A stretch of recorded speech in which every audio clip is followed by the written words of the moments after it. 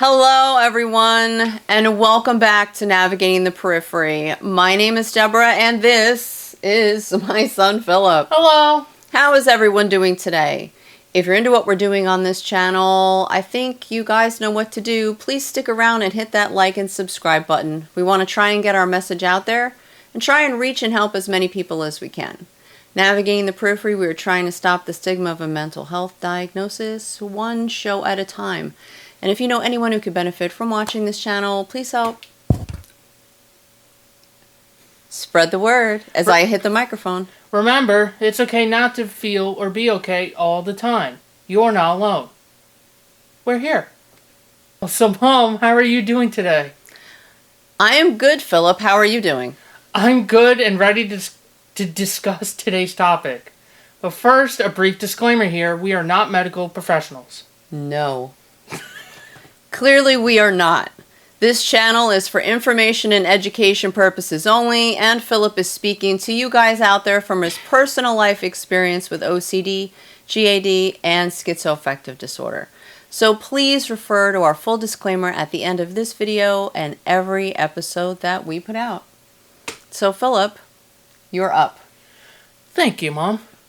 Today, we are going to navigate the periphery of the climate of what is going on in our country right now.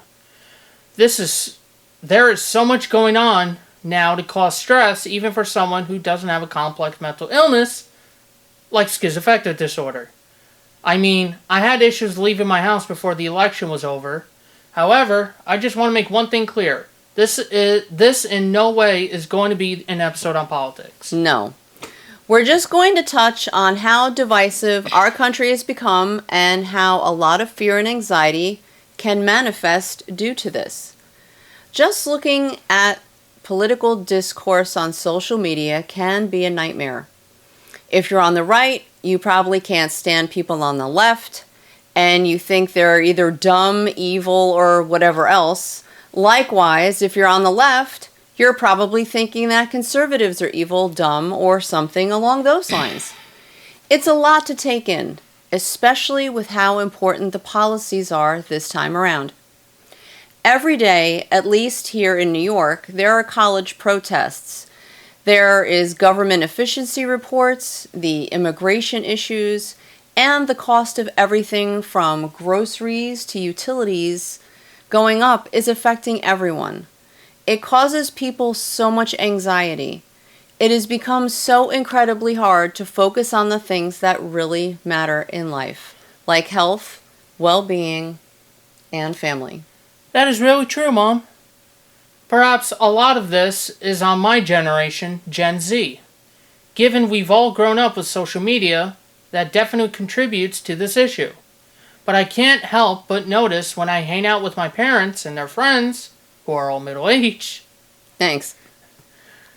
Maybe even a bit older, that they all have different political affiliations. Some are liberal, while some are conservative. Others are moderate, but overall, they all like and respect one another. They may argue over politics on occasion, perhaps more often on Facebook, over it. But still, they have dinners together, watch football games together on Sunday. They don't even root for the same teams even. Hang out on a weekly basis together, and they just don't care that everyone in the room thinks about politics differently. They can move past it.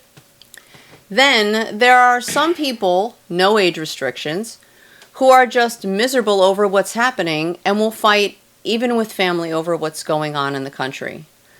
Overall, I just feel like if individuals see people who are on the left or people who are on the right as just bad, stupid, or ignorant people that exist just to destroy the world we live in with their incredibly toxic view of things, then the respect needed to associate and eventually understand people who think differently would be lost.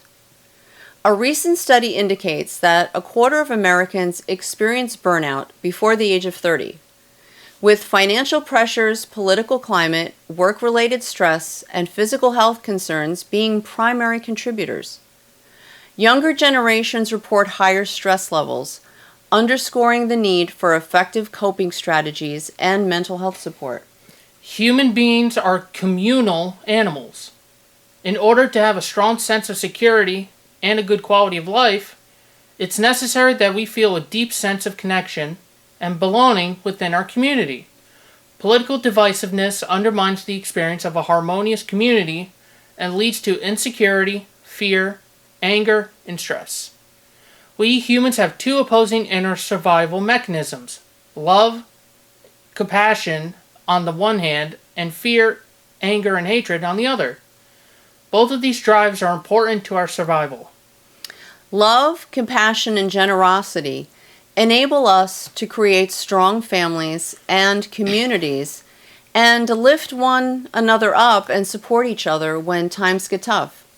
Fear, anger, and hatred are important in recognizing who might be trying to hurt us and empowering us to defend ourselves and our loved ones from harm. Both drives must be in balance. We don't want to be so blindly generous that we allow ourselves to be exploited, or so naive as to get repeatedly taken advantage of. On the other hand, we don't want to be so fearful of others that we become insular, intolerant, or antisocial. Being too nice makes us resentful, but being paranoid and hostile makes us utterly miserable. The politics of division creates an automatic us-them scenario in which everyone who appears different or who holds alternative opinions is immediately considered other and therefore bad. Othering makes us unhappy. Psychologically, this type of othering is meant to protect us and keep us safe from the bad people who might try to hurt us. The problem is that the vast majority of people who think or live differently than we do are no better or worse than we are, and certainly no danger to anyone. And, interestingly, the most dangerous people within our communities are those who are the most prone to engage in othering. It's these individuals who resort to violence to promote their extreme ideology. And this is another reason why political polarization must be strongly discouraged. Living in a country with extreme polarization of political views is stressful for everyone. Yes. One would think that it would be worse for those people whose party is not in power. But that's not always true. Everyone is more stressed when a country is so divided like it is right now. For everyone involved, the act of othering causes distress. When we place people into us and them camps, the intention is to boost our sense of togetherness within our smaller community, but what it actually does is boost our stress. To be sure, the people being excluded feel hugely stressed, but the people doing the excluding feel stressed as well. They just misunderstand the reasons why they're feeling so unhappy.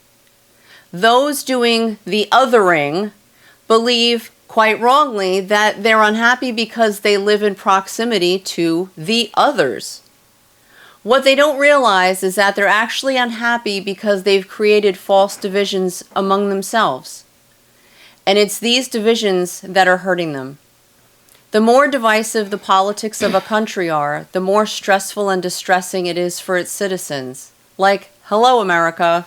Overall, I think just simply acknowledging that people on the opposite side of the aisle can be both kind and intelligent, and still associating with them, despite their stances on things, can potentially go a long way in building unity and allowing us all to work on having a country that works okay for everyone. Also, it would help a ton to not view everyone on one side of an aisle based off of a handful of politicians. Just about everyone who is liberal or everyone who is conservative is not that plugged into politics. For you guys out there like me, having a mental health issue only compounds all of this. So it's important to use good coping strategies to get you through it. We have done several episodes on coping methods and strategies, and I'll link them in the description box below. And remember, It's okay not to feel or be okay all the time. You guys and gals are not alone. We're here. And that here at Navigating the Periphery, we are trying to stop the stigma of a mental health diagnosis one show at a time. So until we see you guys again, everybody, please be kind to each other. We all need to stop othering. It's not us and them. We're all together in this. And it would be great if we could all just get along. Yes. Was that a SpongeBob reference? No. Oh. So until we see you again, please take care of one another. Have a great evening. And we'll see you guys soon.